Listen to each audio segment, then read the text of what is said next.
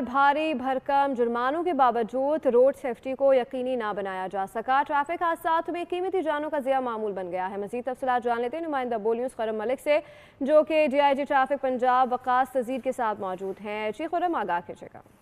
जी बिल्कुल, लाहौर समेत पंजाब भर में ट्रैफिक हादसात में जो है वो इजाफा दिखाई दे रहा था। अब ट्रैफिक पुलिस जो है वो मुतहरिक हुई है और अब पंजाब के लिए एक नया मैकेनिज्म जो है वो तैयार किया जा रहा है। ट्रैफिक हादसात को किस तरह जो है वो रोका जा रहा है और इकदाम क्या उठाए जा रहे हैं। दूसरी जानिब लाहौर समेत पंजाब भर में स्मोक का राज है, उस हवाले से ट्रैफिक पुलिस जो है वो क्या कर रही है। इस वक्त DIG ट्रैफिक पंजाब वकास नज़ीर साहब हमारे साथ मौजूद है।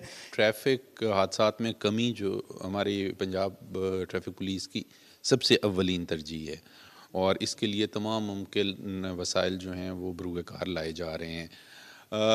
उसके लिए सबसे पहले हमने एक डेटा सेंटर बनाया है जिसमें हम 1122 का जो डेटा है, हमारे पास 15 का डेटा है, पुलिस स्टेशन रिकॉर्ड मैनेजमेंट का डेटा है।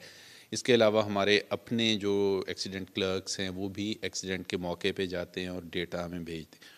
उस सारे के सारी इंफॉर्मेशन की मौजूदगी में हमने जो एक्सीडेंट हॉटस्पॉट्स हैं उनको आइडेंटिफाई किया है, किस वक्त एक्सीडेंट होते हैं, कौन सी गाड़ियां उसमें इन्वॉल्व होती हैं और रीज़न्स क्या हैं। स्मोक के हवाले से किसी को भी जो है वो इस्तिस्ना हासिल नहीं है। अगर वो स्मोक वाली गाड़ी लेकर सड़क पर निकलता है तो उसके खिलाफ ट्रैफिक पुलिस जो है वो कार्रवाई करेगी। जी।